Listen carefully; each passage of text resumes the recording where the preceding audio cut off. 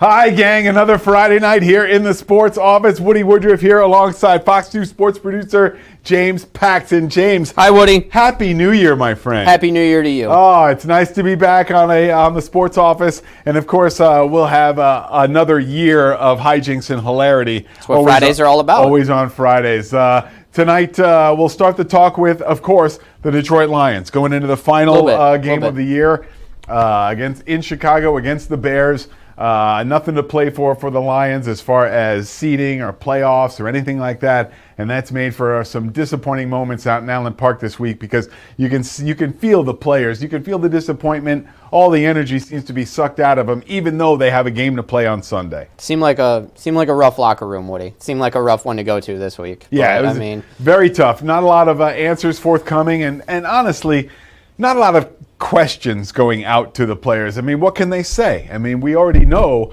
what the story was with the Lions this year, and they did not measure up. Jared Goff talked about the last few games being measuring sticks for this team. Obviously, they did not measure up, and that's where we are with this team on the outside looking in. But again, it's a look to the future, and of course, we'll get to the future in a second, correct? Yes. We have our resolutions bucket. Look at that. Because tonight is the New Year's resolutions show, so that's going to be fun. But first, why don't you zoom in with us, everybody? Oh, yeah, that's right. In fact, let's see what we've got going on here. We've got Sandra running things tonight. Sandra, good to see you. Happy New Year. Thank you. Happy New Year. Happy New Year. Yes, nice to see you. I like the sunglasses. I like the sunglasses here in the office. Obviously, her future is bright. She's got to wear shades. I like that. There you go. That's good. We'll get some people into the Zoom room, and then we'll continue to move on. But, James, I think we should start our resolution, shouldn't we? Yes, absolutely. So here's what we're going to do tonight. So since it is the new year and everybody makes resolutions, I didn't make one this year. I was like, I'm not going to do anything. So I'm not going to set myself up for failure. Before you get into the resolutions, okay, give them the Zoom number and all that stuff so everybody can get in. Well, the Zoom, you got the QR code right there on the bottom of the right of your screen, and the meeting ID is right there. So excellent. There you go. Now I just want to throw the invite out to the people. I appreciate it. Well, everybody call in. Give us your sports opinions. Give us what you want to talk about. But definitely give us your sports resolutions. What do you want to see from these teams? So here's what Woody and I decided to do in the Lions hard hat. So, because we're... Construction. There you go. There you go. So... we have 8 random choices, and once you pick one, you have to give a resolution for the team, what you want to see them do, how you want to see them improve, what they need to do in the upcoming year and upcoming season. And since I'm not the star, Woody will go first. That must mean I'm the star. Why don't you pick one, open it, and that's where we'll start. We will start. And remember, there's a couple mystery ones, so you can just pick whatever you want to talk about. We'll start right here with NBA. Okay. NBA right here. So think about a good NBA resolution you want to do. That's the whole league. Maybe you want to change a rule. Maybe you want to change something. Okay, good. You know what? Here it is right here. I mean, the NBA is easy. What I would love to see, is the league vowing to improve the officiating, the quality of officiating that is in the NBA. How many times, how many games have we seen this year, last year, times past?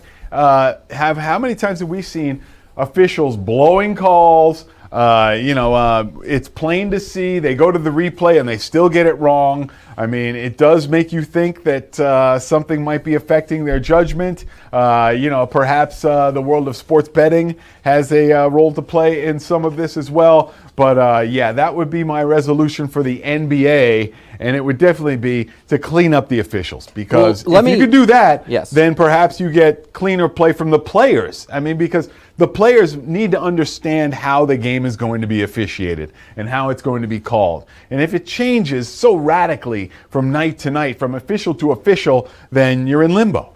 Why don't I help you out there? Because I think the officiating is a great thing. We need to see it in basketball more.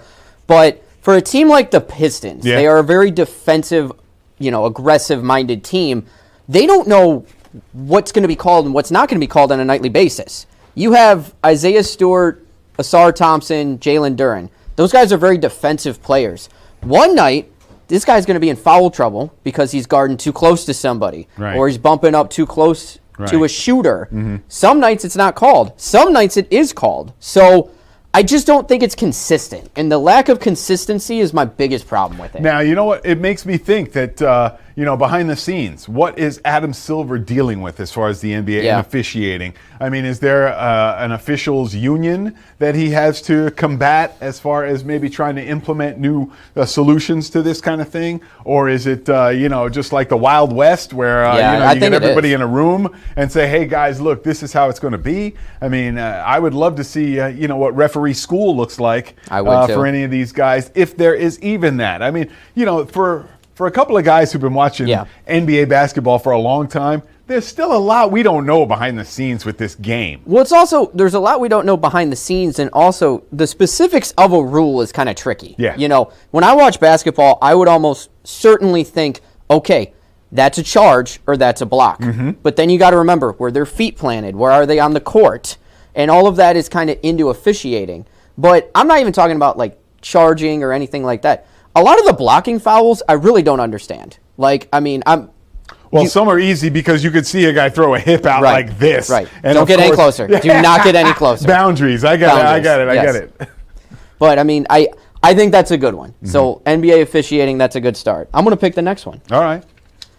I have the NFL. So league-wide. We're doing the leagues. This one's easy. All right. What do you got? This is one of my biggest pet peeves. The scheduling needs to be changed. No more all-season-long Thursday night games. It's affecting the quality of the sport. There's too many injuries, and the players cannot keep up with it because nobody can. They're men, not machines. And I think you saw it this year with the Lions. This is not me blaming the schedule on why the Lions are 8-8. But this Lions team played on Thanksgiving, played on Christmas. They played a Thursday night game. They played the Hall of Fame game. And the scheduling did not do them any favors. No. But then you look at teams like the Cowboys, Chiefs, and then the Lions again. You play Thanksgiving and you play Christmas, but then you got to do it on the road too. And so there's too many short weeks. I think they need to calm back on what we used to see. A lot more games on Sunday and Mondays. Right. You can do some Thursday night games, but 17 to 18 weeks of Thursday nights, I don't think it's good for the league, and I don't think it's good for the players. You know what? If I think I agree with you on this. If I was going to go with a change to the Thursday night game, that would definitely be the game that I would make the international game, or something like that. It makes sense. Where you could have it on a special night. It's its own showcase. I mean, you could have it maybe a little later in the day, or whatever. Because now, when you see the games from London or Germany or wherever, it's at 9:30 in the morning, and honestly, it's an afterthought because, to be honest, I'm just like the rest of you guys. I'm waking up right around that time, and I'm like, what are you talking about? The game's on already. So, yeah, it's those kinds of things. And I'm not into the 9 a.m. international games anymore, and the Thursday night ones, we can stagger a little bit differently, where there's not one every single week. You want to start the season on Thursday night? Great. There's no short weeks. It's the first game of the year. Right. You want to do a Thursday night a week after Thanksgiving with teams that already played on Thanksgiving, so it's not a short week? I like the Lions-Cowboys idea with the Thursday night after Thanksgiving. They both played on Thanksgiving. Last season, it was Lions-Packers. Green Bay played on Thanksgiving, and of course the Lions do every year. Stagger it a little differently, because there's way too many short weeks. I mean, I'll tell you another team. Although you say way too many short weeks, and I agree, but on the flip side of that, then that means a few extra long weeks as well. I think that's better. That's way better. Because you've got to make up for that. So, like, after a short week, then you'd see the Lions with, like, 10 days off. Yes. And but it still didn't help them. No.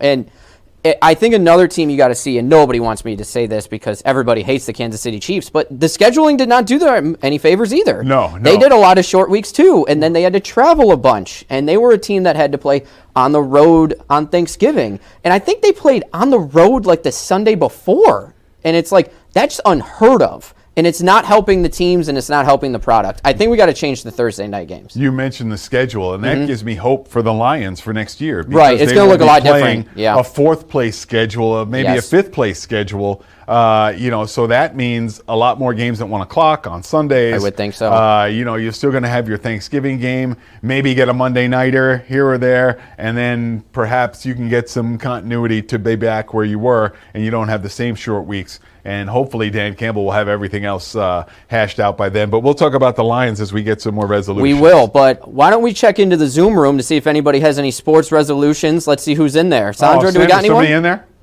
Put them up. I would love to see it. Put them up. Who we got? Who do we got? Oh, my goodness gracious. I know this guy. Yes! I know him by name. It's Papa Yes! Dot. Papa Dot, my man. How are you? Happy New Year. Good to see you. Happy New Year to y'all guys. What's going on? You look like you're still recovering, my guy. Oh, yeah. Listen, do me a favor. I understand that you ran into James over the New Year's Eve and holiday weekend. Will you please describe your encounter with our friendly young man here? He's cool. That's my dog right there. That's my dog right there. Way to bring in the new year. I love it. James, me and Papa Dot met at the Masonic Temple New Year's Resolutions Ball. how did you recognize him? Did you go up to him? He recognized me. Papa Dot was like, James, and I saw him. He had a stellar hat on. I mean, he was looking great. Nice job, Papa Dot. Nice job. Hey, we're talking about resolutions for the teams right now, and so far we've gotten into the NBA And the NFL. Anything you might want to add about the NBA or the NFL, not specifically the Lions, but just the league as a whole that you might want to see changed? Well, I just hope there ain't no more cheating in it. Let it be real. What does real mean? So, to go like it's supposed to go, let the players be actually players and playing for something. I understand completely. I understand. Let the players play for something. So basically, leaving everything on the court instead of the officials running the game. I think he's got a great point because I think this is one of the first years where me, as a fan and someone who covers sports for a living, that I'm actually starting to question how real is what I'm watching. I haven't been one of those people in the last, 10, 15, 20 years to been like, man, it's fake or it's fixed. But he's not wrong. No. I think it's a growing popularity of people being like, is the NFL real?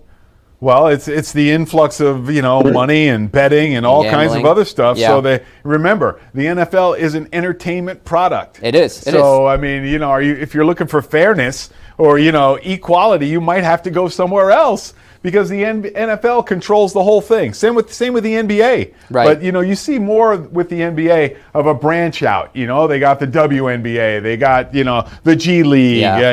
They got overseas stuff. Yeah. And all that kind of stuff. The NFL seems to want to just keep it right here and look, it's our money, it's our pie, we're going to eat all of it and we're going to spend all of it. Thank you for calling in, Papa Dot. I was so happy to meet you. I hope to meet up with you again, sir. All right, y'all have a good one. Thanks, you have a Papa good one Dot. too. Nice to see you. My man, Papa Dot, coming in. Hey, look, you know what? There's plenty more of the sports office. We'll get into more of our resolutions. And more of our construction plans for the teams moving forward. But right now, we got to take a quick break. There's more of the sports office on the other side. We'll be right back.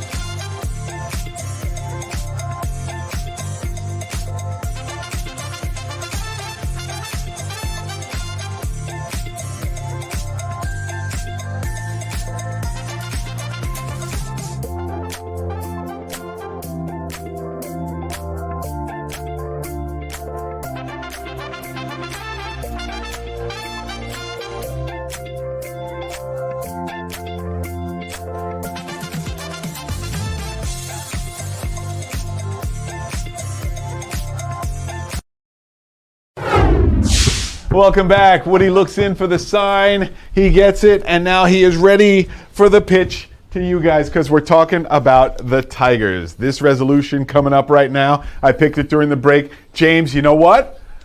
It's easy for the really Tigers. easy. It's so we've easy. been saying it through the entire offseason. It is dealing with Tarek Skubal, okay? Now, my resolution is that I want to see this team go all in. I think that's the point that they're at. They have to because they have missed the window to trade him, which was 2 years ago. Correct. Okay? And now you're only going to get pennies on the dollar if you try to trade him now. So the idea is to keep him, go all in, make your best push for the World Series, and let the chips fall where they may. Am I correct? Well, that's fair. It's not what I would do.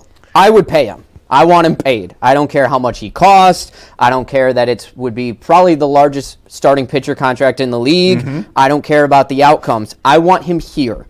I want the best starting pitcher in baseball pitching at Comerica Park, winning 20 games a year, the back-to-back Cy Young winner. I want him paid. Now, just to go over it, there's like 3 to 4 options, okay? There's Woody's option, which is don't pay him, don't trade him, go all in this year. It's not that I like that option, but it's just an option. No, it's fine. It's not a bad option. It's just they have not shown you that they are going to go all in. Right. And that is the big key because you know what? You're looking at Scott Harris saying, dude, do it now. Do it now. He didn't do it much. now. And he did not do it now. Right. And you know what? To hear him at the owners' meetings talking about, we're bringing back players and things like that, or we don't want to block guys, then why bring back Gleyber Torres? Yeah, you brought him back. Okay, and you're blocking a guy at second base. So, look, it's a mess over there. I hope the resolution is that they can straighten it out. But, yes, get back to Tarek Skubal and your it's 3 keys or 4 keys. You go all in. Here are your options, okay?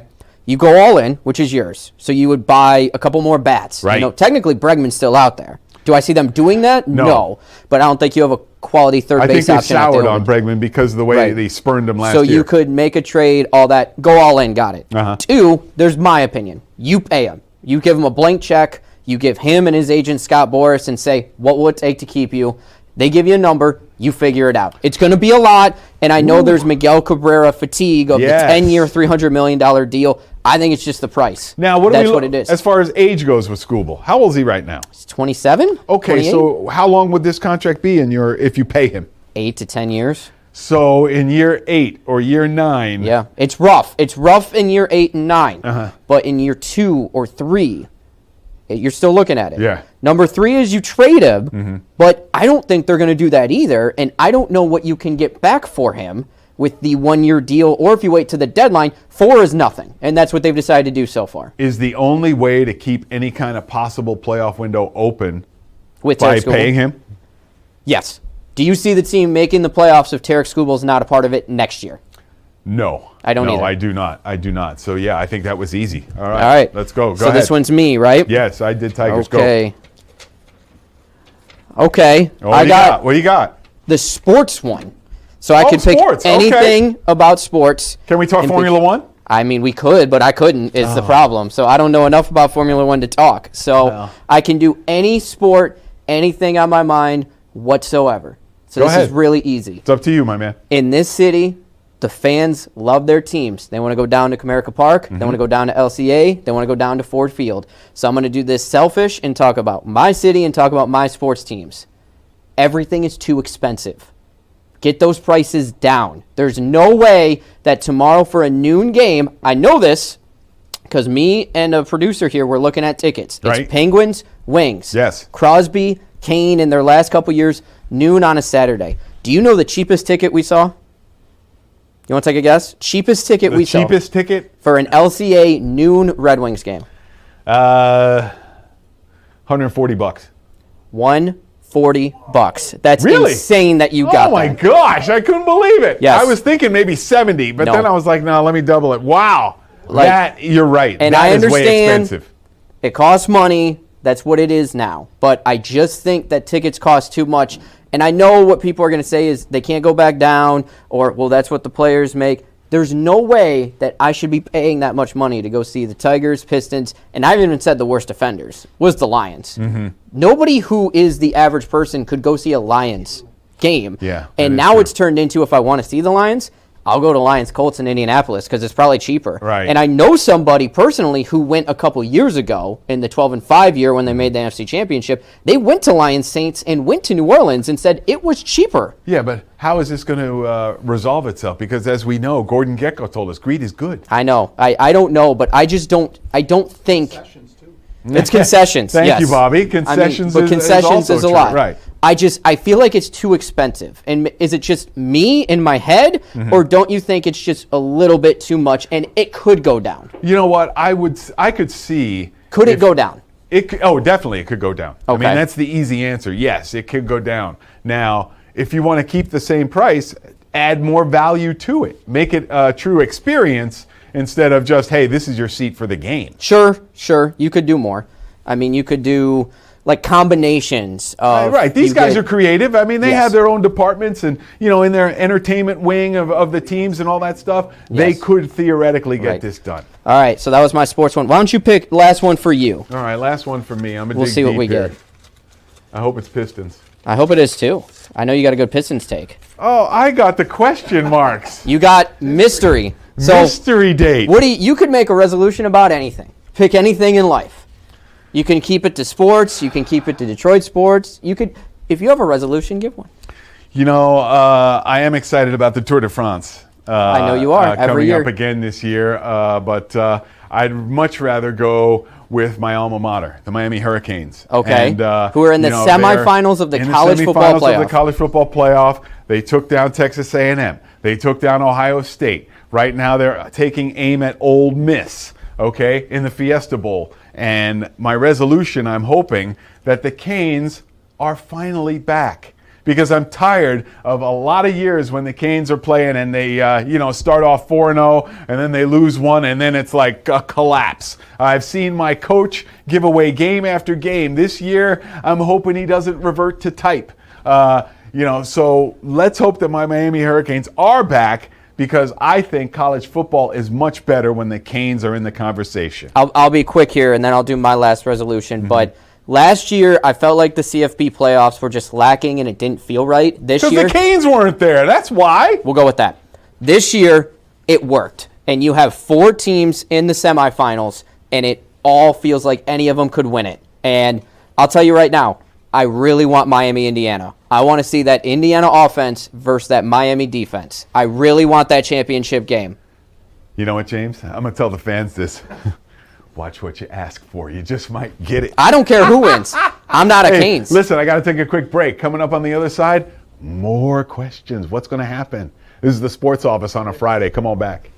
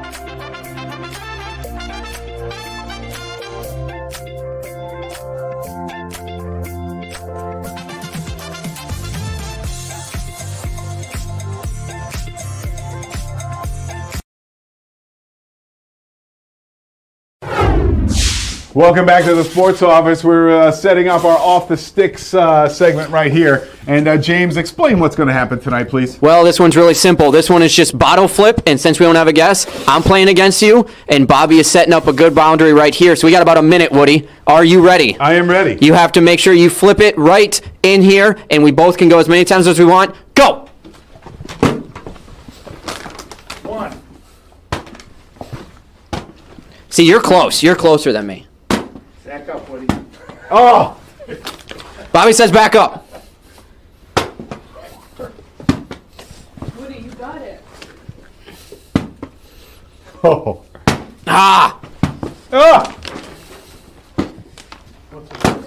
Come on now. This is hard. What's the out time? We got 15 seconds. 15. 10. Ah!